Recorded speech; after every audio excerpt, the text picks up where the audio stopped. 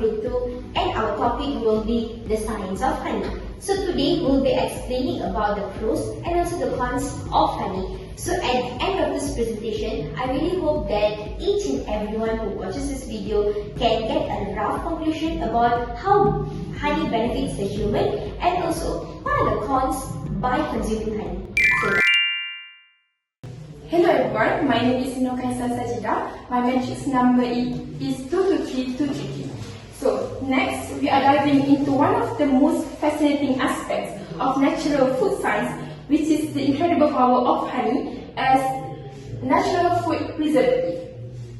Okay, so we often think of honey as just a natural sweetener, but in our research, specifically the third finding, it shows that honey is a highly effective antimicrobial agent. So our focus study is to understand the mechanism behind honey's ability to inhibit the microbial growth in food. So we are going to explore three different synergistic factors that give honey its natural preservation abilities. So now let's start with the core finding. So the core finding is very clear. So honey acts as a robust natural food preservative by significantly inhibiting the growth of most food spoilage and pathogenic microbes in the food. So the preservative effect is not due to a single magic bullet, but it is due to a combination of chemical, physical, and also enzymatic properties that work together. So honey, they will create a hostile and also multi-layered environment that prevents microbes from thriving and keep on living.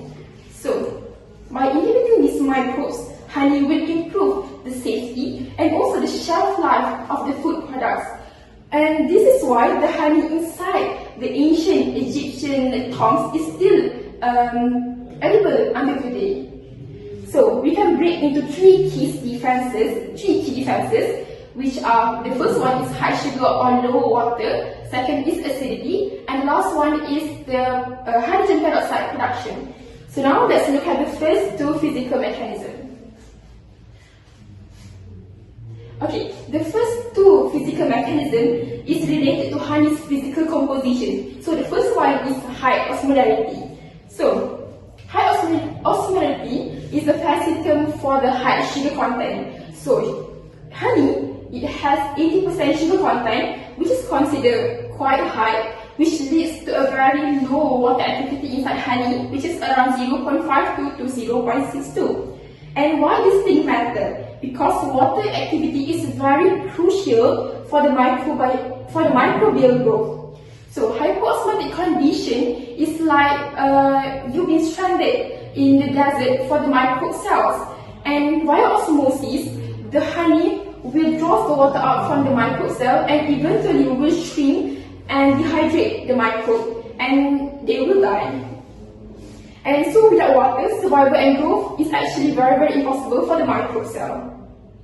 And the second is the acidity. So honey has a very low acidity, has low pH, which is around 3.2 to 4.5, and this is due to the presence of the organic acid, which is gluconic acid.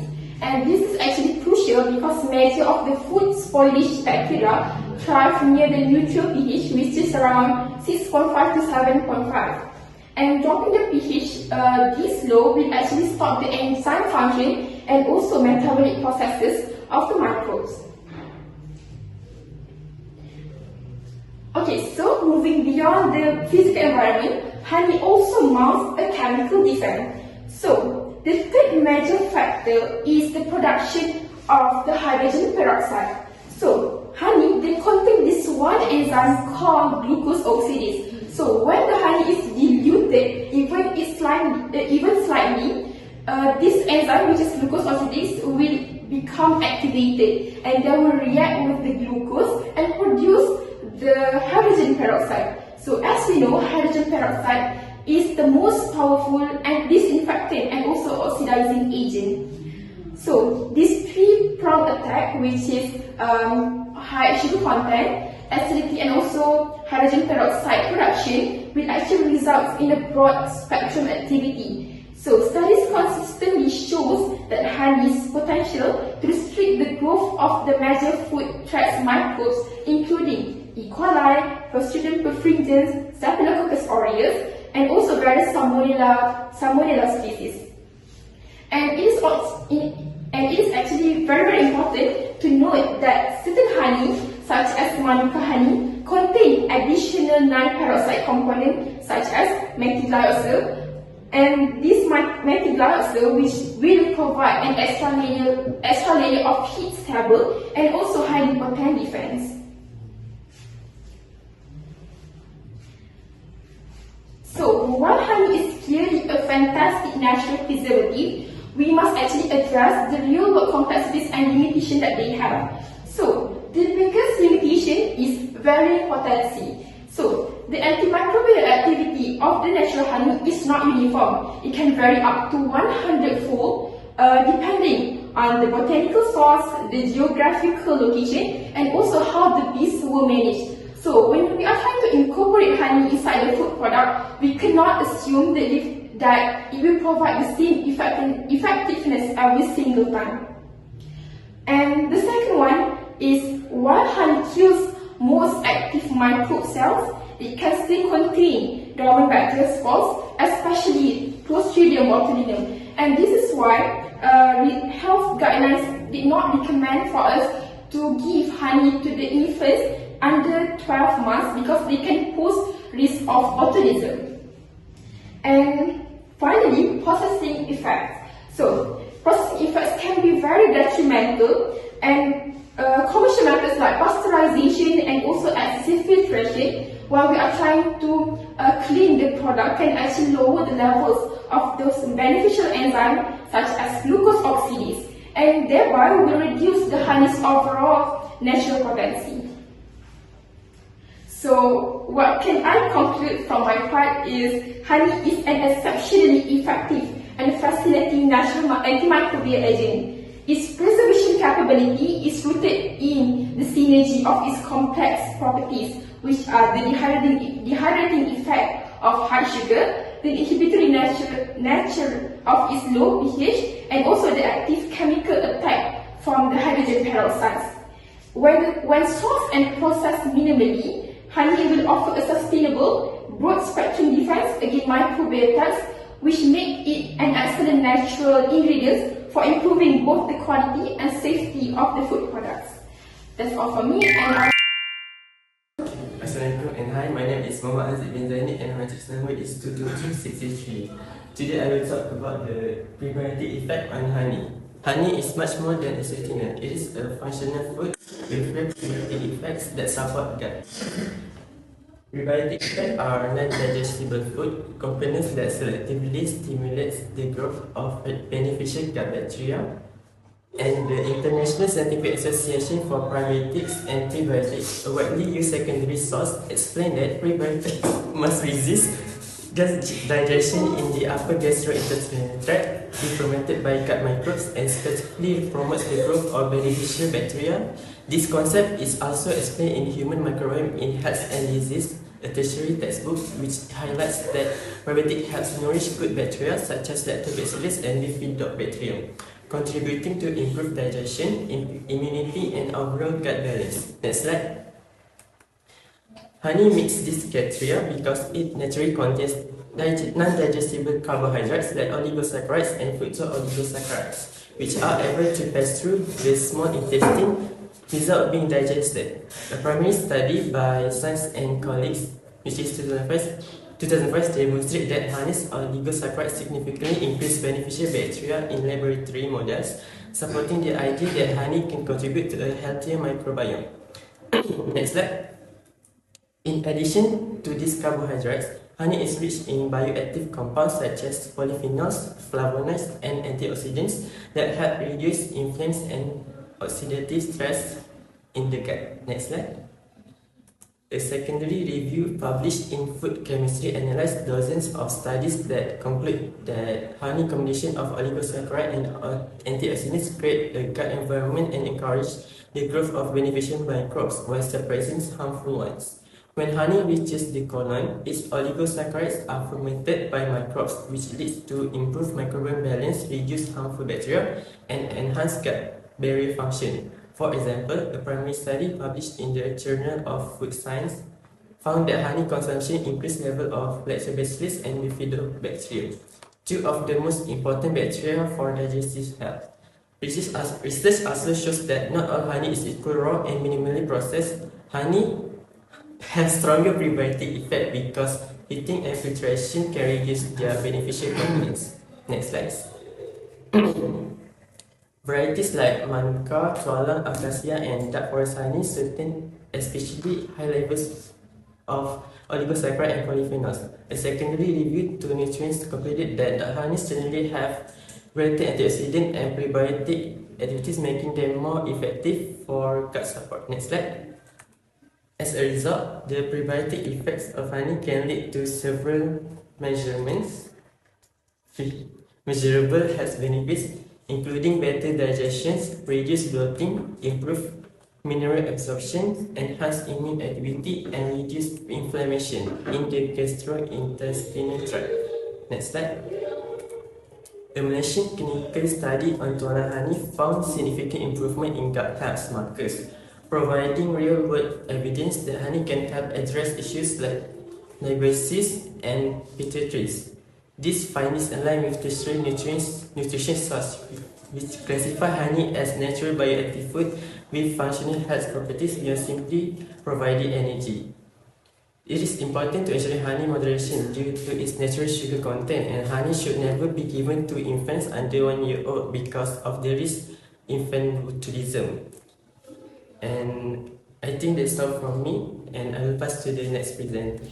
Hi, Assalamualaikum warahmatullahi wabarakatuh. My name is MOHD and my matric number is 222642. Now, today I will be continuing on the prebiotic effects of honey. Now, like my friends HAZIQ has explained earlier, the prebiotic effects of honey is mainly because of the existence of indigestible substance. One of it is actually oligosaccharide.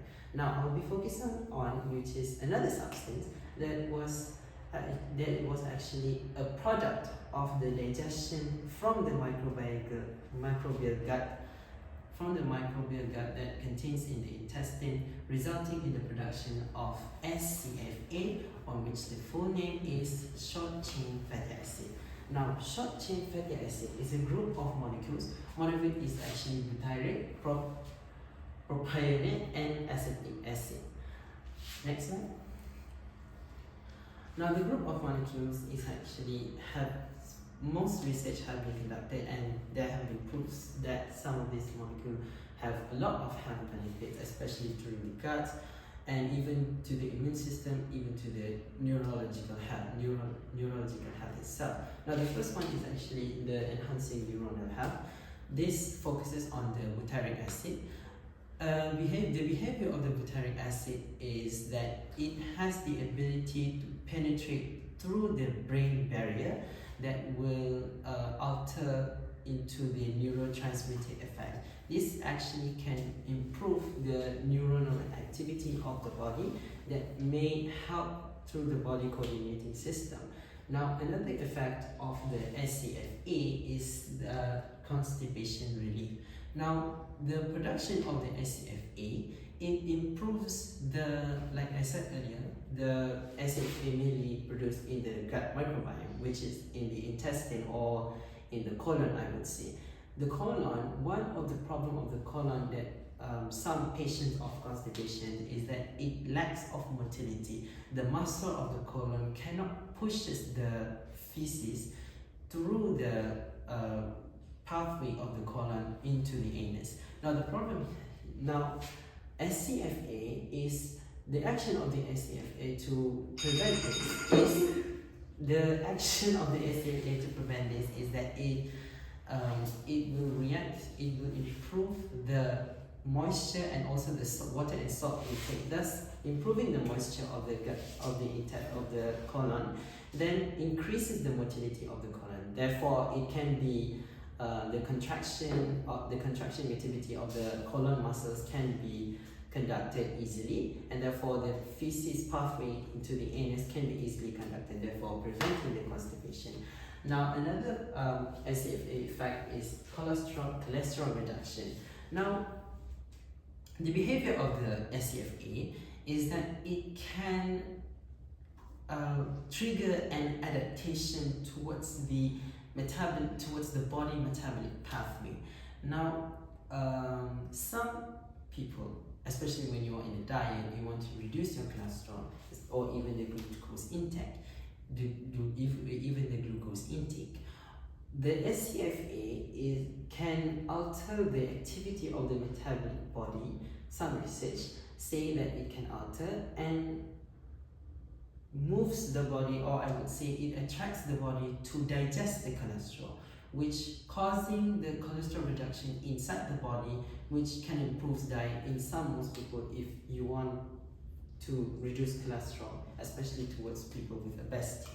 Now the last one of the SCFA benefits that we have found in some research is that it increased mineral intake. Now this actually I would like to focus on the patients of osteoporosis, because like I was saying earlier, it actually related with the constipation relief. The action of the SCFA, it will increase the water and salt intake. Salt, in other words, actually minerals. Now the minerals, one of the minerals that can be absorbed through the colon is actually calcium. Now this is actually very useful because it can actually prevent to another chronic cases such as osteoporosis that we can see nowadays that some older generations have been gone through. So the increased intake of the calcium can prevent this from happening to our older generation, thus improving the health of the community. Next slide. Now, of course, there will be some counter evidence because regarding the fact that of prebiotic effect of honey. The first part, in some researches, there have been questions on the sugar content of the honey itself.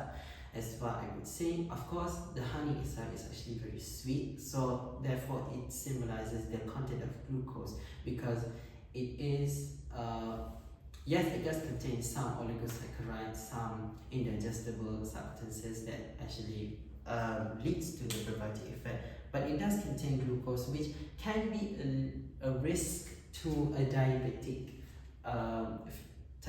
disease or diabetic patients. Now another counter evidence is not actually bad, I would say, because it mainly focuses on the types of honey. Of course, the honey is actually created from bees, and the bees is collecting the nectar from different flowers. And of course, we have different species of bees, different species of flowers. So therefore, it will result in a different species or different types of honey. Like my friend HAZIQ has explained earlier, there are different types of honey, which is actually good that we like to focus on. So some of this research does not specify on which type of honey. It mainly just focuses on one type of honey. So you can see that some type is actually much weaker, or I would say much weaker prebiotic effect than the other. So that's why it's kind of have a counter evidence. That's the part of the counter evidence. It doesn't really necessarily mean that the honey is actually bad.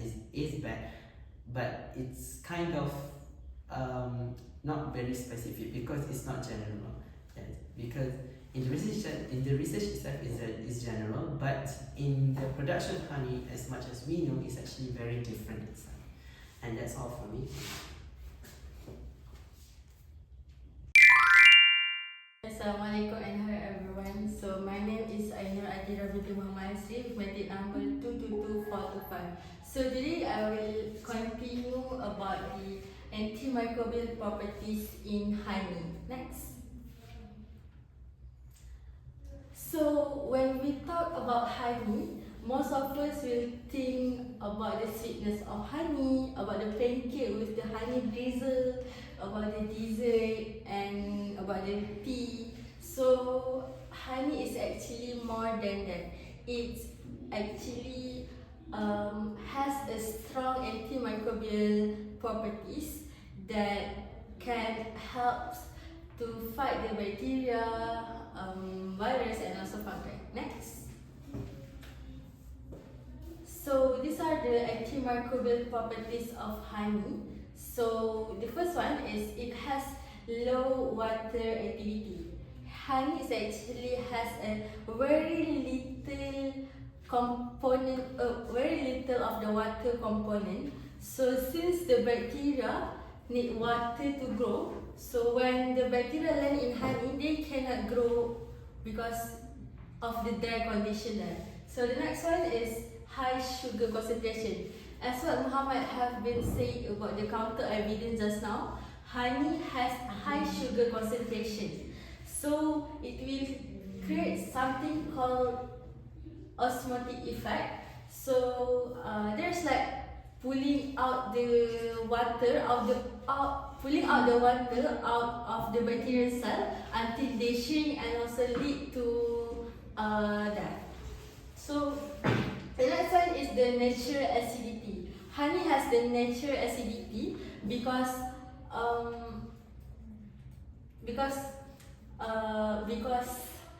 honey has natural acidity. So honey is acidic, and most of the bacteria prefer more neutral condition to grow. So the last one is bioactive compound. Honey contains a natural chemical compound that can directly attack the microorganism. Next. So now let's look at the bioactive compound of honey. There's a lot of bioactive components that you can find in honey. So the first one is hydrogen peroxide. Hydrogen peroxide, honey contains hydrogen peroxide. So it's actually the same component we use to clean the wine in the clinic or hospital. But we can also use honey actually to clean our wine, but in safe and mild level rather than we use the hydrogen peroxide. So the next one is methyl glycol or MgO. This component is actually high in the manuka honey. And the next one is phenolics and flavonoids. That is antioxidant component, and also it can kill microbes and also reduce the inflammation. So the last one is bee-derived peptides. So this is the tiny molecule that made by the bees that poses bactericidal effect that can damage the bacterial cell and also can lead to the inhibition of the bacterial growth. Next. So let's move on to the how honey against the microorganism. So as what I have mentioned before, honey can work against the bacteria, fungi and also virus. So for the bacteria, the natural hydrogen peroxide on honey can actually damage the bacterial cell. So the acidity condition also can stop the bacterial growth. So for the fungi, the acidity and low moisture of the condition can actually damage the fungal cell wall. So the antioxidant also can weaken the fungal cell wall. That can lead to the inhibition of the fungal growth. So the last one for virus, flavonoids in honey can block the virus attachment to the cell, and also antioxidant activity reduce viral replication. So next.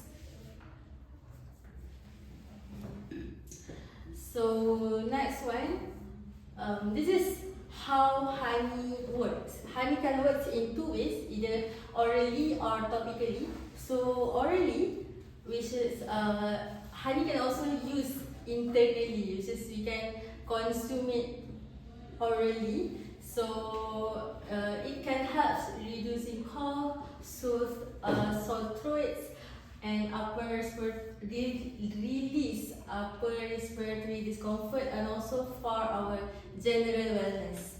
So for orally, we usually consume them when we have sore throat and also we have cough, because it can also actually be consumed by the kids. So the next one is topically. So topically is actually we put them on our skin externally only. So this helps in maintaining the moist healing environment for wounds. And for the wound healing, treat burns and also skin infection, either the bacterial skin infection or the fungal skin infection. Next. So the last one is the clinical evidence on how the honey works. So and yes, there's a science support on all of this. So the first one, honey can help in manage the infection. Honey is actually a broad spectrum antimicrobial activity, so it can help against the microorganism. So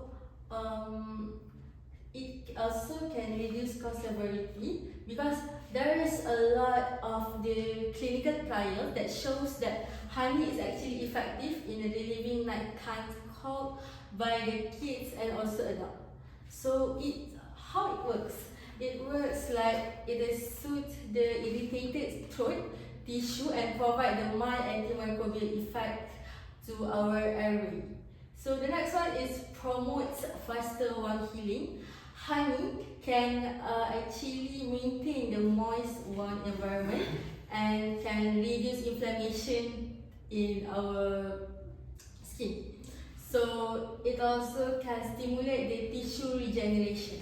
So the next one, for the wound healing, it also can help in the one for the breast patient, diabetic ulcer patient, and also the surgical one. So the next one, it can reduce the upper respiratory tract infection system. So there's a lot of the symptoms. So honey can actually help in reducing the sore throat, nasal congestion, and also the mild upper respiratory tract infection system. So it will help by reducing the microbial loads and also the irritation. So for the medical grade honey, it is actually safe and effective honey because it is processed properly and it has been pasteurized, and also it is actually have low microbial contamination that also have the minimum side effect when we consume it.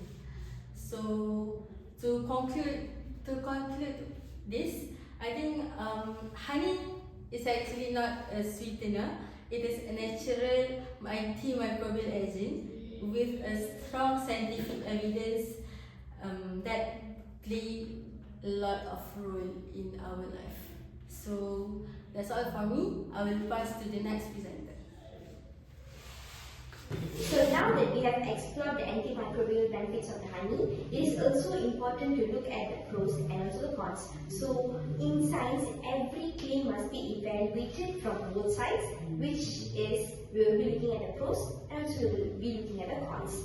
So while honey shows promising antimicrobial properties, researchers has also pointed out that several limitations, gaps, and also considerations that challenge the strength of the evidence. So in this section, I will be discussing what the research community says about why honey is not yet considered a full replacement or a reliable systemic treatment on its own.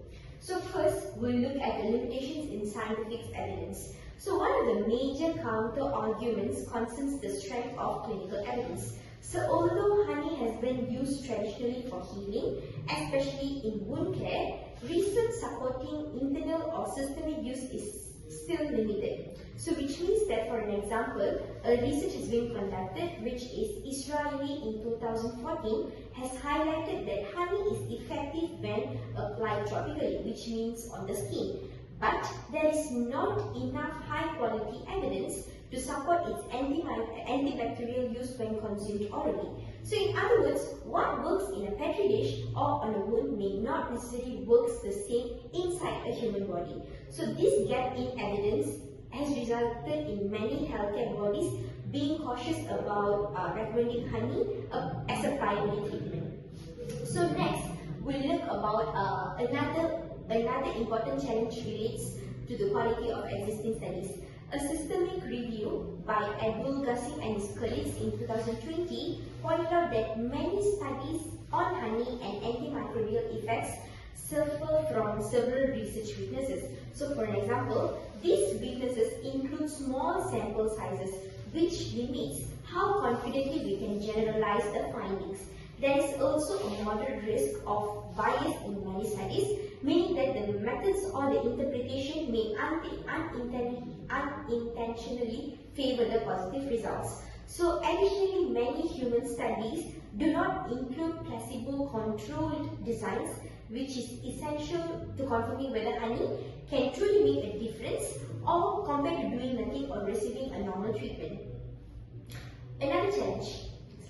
Okay, next we'll be looking at the variability in honey composition. So another challenge is that honey is not a standard substance like manufactured medicines, normal medicines that we humans always consume, because its composition, which is honey's composition, varies widely. The antimicrobial strength of honey depends on many factors, such as floral source of the nectar, the climate in which bees harvested it, so and also how the honey is processed and also stored, because honey's process and also the storage materials, it differs and it widely varies. So for example, Manuka honey from New Zealand has consistently shown a stronger antimicrobial effects compared to the normal honey that we always find in the local stores. So this is because Manuka honey has a very good important factor, which is it has a higher level of methyl glyoxal, or also known as MgO, a compound which is linked to its antibacterial power. So this creates an issue, which is if different types of honey have different types of strengths, then not all honey can be consumed by human to get the same antimicrobial effect. So for example, from a medical standpoint, this inconsistency makes it difficult to standardize honey as a normal treatment. So that is why honey has not been standardized as a normal treatment till now. Okay, next we'll look at the next counterpoint, which is many antimicrobial studies for honey usage, laboratory methods is different. For an example, honey's antimicrobial studies have been done using agar diffusion tests or minimum inhibitory concentration tests. However, honey behaves differently on each and every single type of tests. Honey is thick and viscous, so which means that it doesn't diffuse evenly through agar plates. So its osmolarity, which contributes to its antimicrobial effect, may also be confused with the chemical antibacterial activity. So because of this, some experts also argue, saying that standard microbiology assays might overestimate or might underestimate honey's composition. Next. Okay, so what is the clinical and safety limitations? So as you guys can see, there is honey, there is no signage over here, and this is antibiotic. Alright, so honey also appears to have limitations when it comes to treating severe infections. For an example, although honey can inhibit many bacteria in lab settings, some antibiotic resistant strains are not fully eliminated by honey alone, which means that while honey can act as a supportive therapy, especially in wound care, it may not be strong enough to replace conventional antibiotics in serious infections such as pneumonia, sepsis, systemic infections, and etc. So, medical experts suggest that honey should be seen as complementary rather than a standalone antibiotic treatment, especially when the infection poses a mild risk. Next we'll look at the safety concerns. Another important area researchers always highlights that while honey is natural, it is not risk-free. It has its own risk, even though it is natural. So first, we'll look at this. which is infants under 12 months should not consume honey due to the risk of botulism, a potential fatal illness.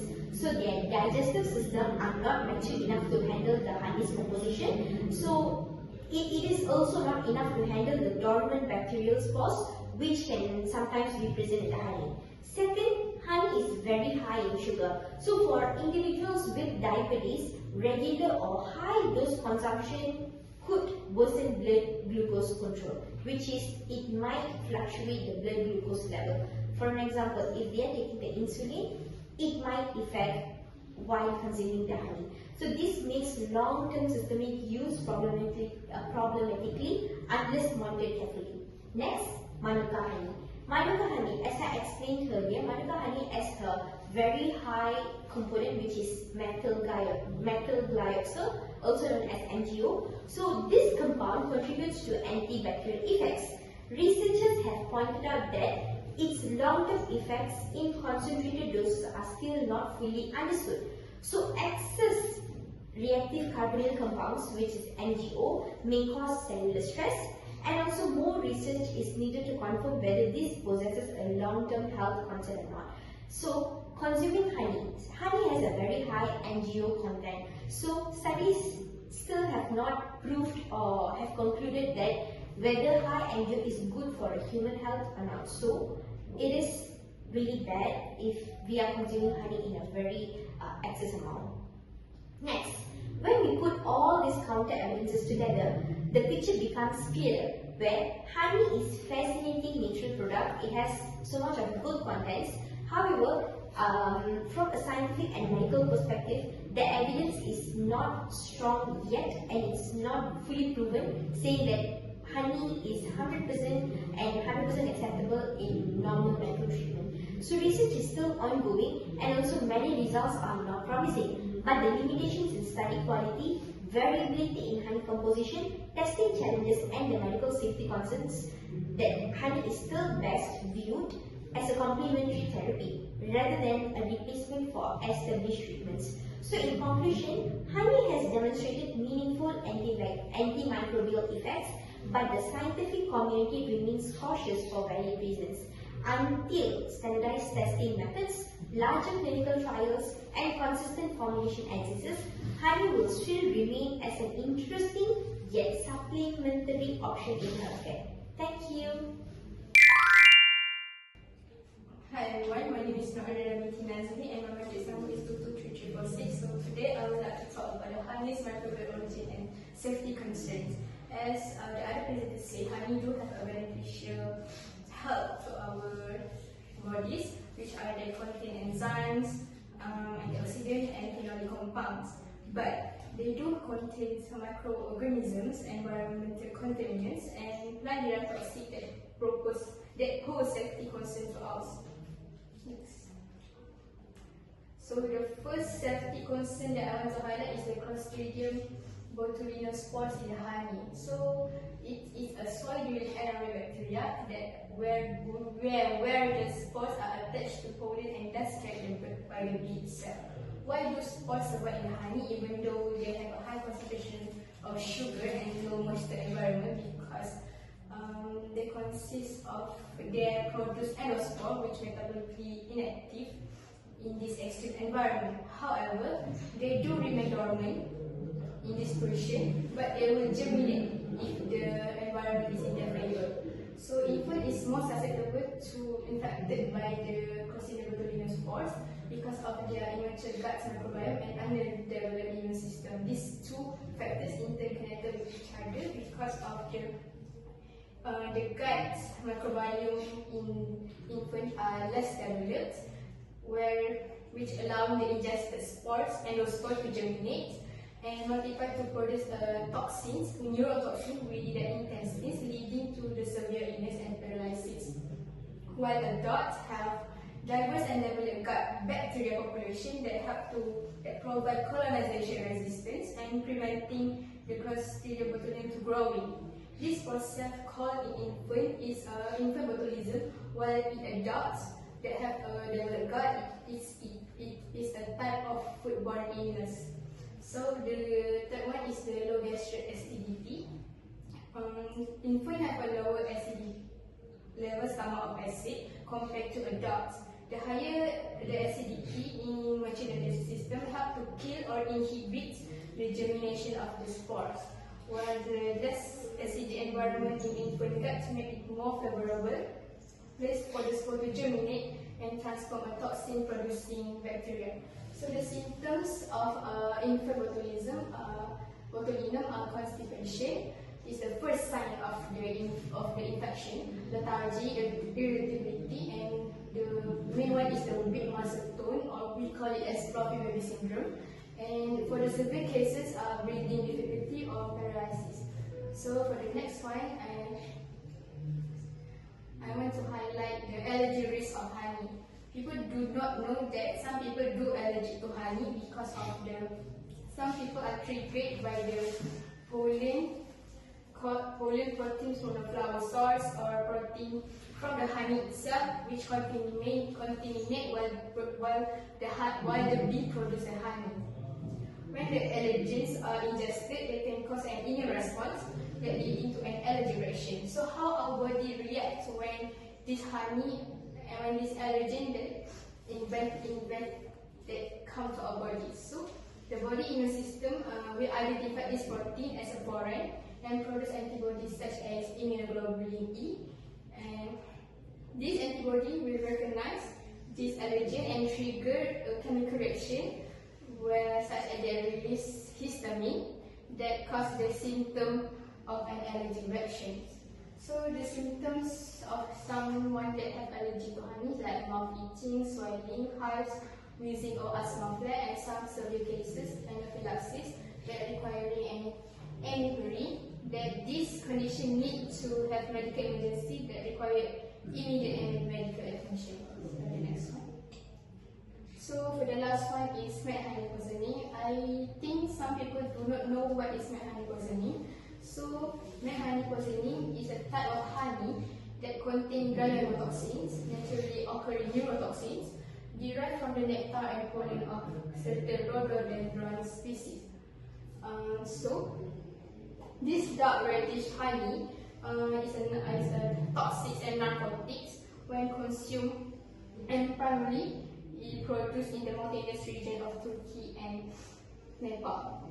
So for the symptoms and effect of this mad honey poisoning, the granulotoxins in mad honey will bind to the voltage-gated sodium channel in the body. It causes this channel to active at more negative potential and prevent them from closing normally. So this leads to the persistent influx of sodium ions, resulting in the prolonged depolarizations of cardiac and neuronal cells. While small doses are sometimes consumed recreationally for purpose of euphoric effects, and excessive consumption can lead to a serious health issues. For the symptoms of this mad honey poisoning, intoxications typically appear within 20 to 3 hours after ingestion. In terms of the cardiovascular issue, it can cause bradycardia, which is a slow heart rate, and hypertension, low blood pressure, and gastrointestinal issues like nausea and vomiting, and neurological symptoms like dizziness, overpainting, and altered sensory need. So, in severe cases, the complication can include intraventricular blocks or ASRI, which is heart failure, which may require medical intervention. Historically, mad honey has been used as a traditional medicine to cure hypertension, diabetes, or gastrointestinal disorders. Although there's a limited scientific evidence to support these claims. More recently, it used as an aphrodisiac and recreational drugs has increased. So due to the lack of regulation and consumer awareness, unregulated sales of unlabeled product increase intoxication risk. So in terms to avoid this safety concern that I mentioned before, we can do filtration, which to remove the pollen, wax, and debris to lower the allergenicity. medical management, the mild allergy can be treated with antihistamines, and regulation, proper labeling can prevent sale of toxic honey varieties. For the epidemiology, overall risk of honey-related illness is low in general population. So that's all for my part. Okay, so that's all for my part. Is there any question that you would like to ask? I have a question. Yes. So you mentioned that honey can contain Clostridium botulinum spores, which is a risk for infants. So if honey is such a strong antimicrobial, why doesn't it kill the botulism spores? And does that mean we need to worry about botulism risk when using honey to preserve other foods like jam or marinade? Well, that's an excellent question and critical because that highlights the distinction between a spore and a vegetative cells. So why do spores survive in such an extreme environment such as honey? Because antimicrobial properties have an environment of high sugar, low pH, and highly effective in killing and active growing bacteria. However, bacteria spores like Clostridium botulinum have a dormant protective state. They are essentially encased and resistant to dehydration and acids. Honey stops them from becoming active, but it doesn't necessarily eliminate the dormant spore itself. This spore called as endospores, which is metabolically inactive in unfavored environment, and they will germinate when the environment is in their favors. So it will produce toxin in the infant stomachs. So that's all. Thank you. Thank you. So we are done with the presentation on prebiotic effects, specifically focusing on the short chain fatty acid just now. So do you guys have any questions? Yes? Yes. I do have a question about honey. Did honey can cause diabetes to human? Now for the question, thank you for the question. For the question that does honey can cause diabetes? Like I have presented earlier, there are two counter proof on discussing or questioning the effects of probiotics. Judging how honey itself, it contains sugar, slight sugar of glucose and fructose. So this is actually a great question because in a small amount of honey, it is actually a very good. It can we can talk about the advantages of honey. However, when you eat it in a large consumption, that's when the glucose and fructose level starts to accumulate. Therefore, creates the diabetes. It can lead to a risk of type 2 diabetes. Yeah, I suppose that answers your question. Yes, it is. Thank you. So, do you guys have any other questions? Yes, I have. So my question is, since you have mentioned about the honey has the prebiotic effect, does it actually have the same function as the yogurt? Since we also consume yogurt as prebiotic, right? So actually the answer is no. The honey and yogurt is actually different functions, and the pathway is very different. So the difference is the honey is actually a prebiotic, which is a food for probiotics, and in the honey it contains oligosaccharides. Whereas the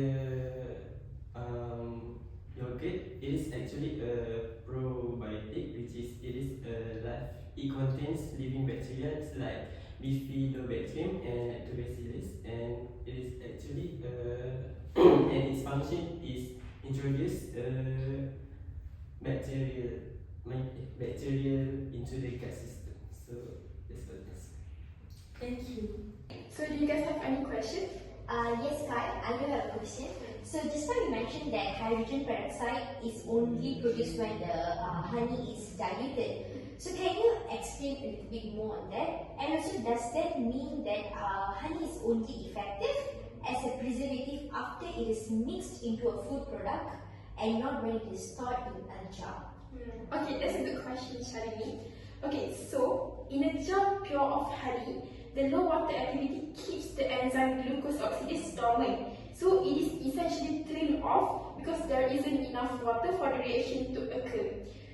So when it is effective, the preservative effect effect of pure honey in the jar relies entirely on the osmolarity on the low pH, and the hydrogen peroxide mechanism only turns on when the honey is incorporated into a high moisture food system, such as sauce, dressing, or the bread dough. Okay. So this is actually a great design when honey is used in a recipe that dilutes the sugars. The osmotic pressure drops, but the peroxide production compensates by providing a new active defense, offering sustained broad spectrum protection in the final product. That's all from me. So do you guys have any questions?